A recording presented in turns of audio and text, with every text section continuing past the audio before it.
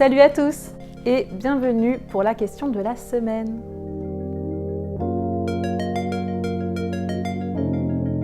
Alors cette semaine, je vais répondre à cette question. Le sevrage est-il mal vécu par le bébé bambin, peu importe l'âge?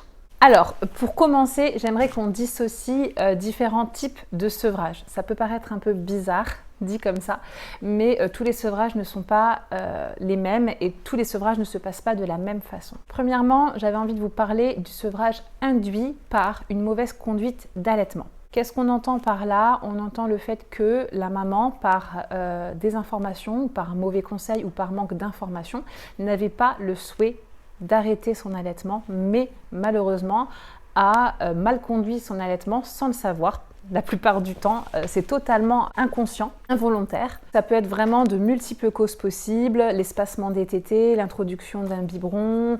Voilà, il peut y avoir vraiment de nombreuses causes qui vont faire qu'à un moment donné, la lactation va diminuer ou le bébé va se mettre à refuser le sein. Souvent, ce type de sevrage est plutôt mal vécu par la maman parce qu'elle n'avait pas envie d'arrêter son allaitement ou elle n'avait pas imaginé les choses comme ça. Pour elle, les choses se passaient bien.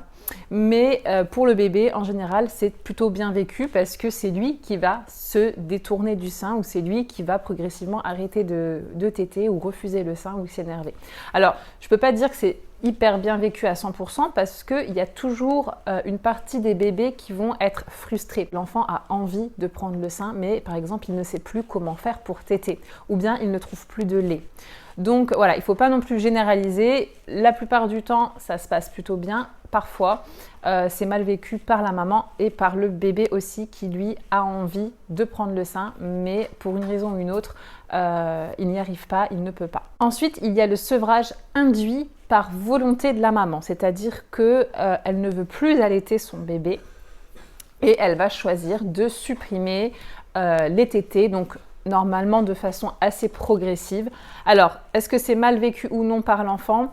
Ça, c'est vraiment, je dirais, au cas par cas. Alors, d'un enfant à l'autre et d'une situation à l'autre, ça va être très différent. Cela dit, j'en avais déjà parlé, je conseille vraiment un sevrage en douceur, c'est-à-dire qu'on va vraiment bannir toutes les méthodes qui sont brutales, où on va arrêter du jour au lendemain, on va refuser le sein à l'enfant, on va inventer des mensonges, on va lui faire peur, on va lui faire du chantage, on va toute forme en fait de pression physique ou psychologique qu'on pourrait exercer pour que l'enfant arrête de téter, je pense que ce ne sont jamais de bonnes idées. Donc là, oui, c'est mal vécu par l'enfant.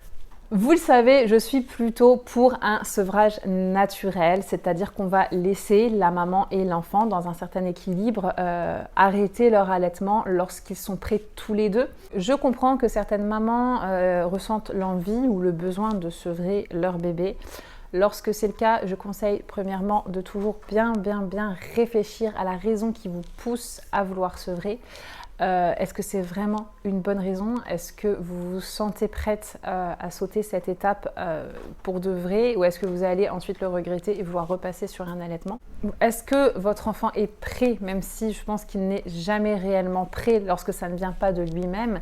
Mais il y a des enfants qui vont vraiment très bien le vivre. Encore une fois de plus, je ne veux pas dire que sevrer un bébé est traumatisant parce que ça dépend aussi énormément de la façon dont on va le faire.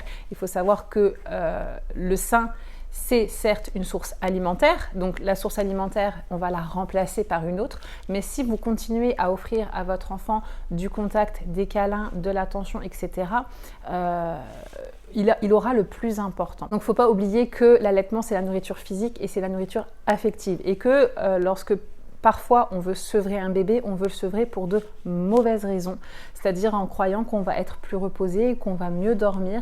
Il faut savoir que sevrer un bébé ne change en rien sa structure de sommeil, ne change en rien son rythme, ne change en rien son tempérament, ses besoins. Donc voilà, toujours bien réfléchir aux motivations qui nous poussent à vouloir sevrer un enfant, le faire en douceur, ne jamais le faire de façon brutale et ensuite écouter aussi son enfant au maximum pour que les choses se passent de la meilleure façon possible. Beaucoup communiquer avec lui, beaucoup aussi écoutez-vous votre propre ressenti. Et voilà, je vous souhaite à toutes un bel allaitement, un sevrage qui se passe de la meilleure façon qui soit, avec le plus de douceur possible. et que vos enfants soient heureux et épanouis.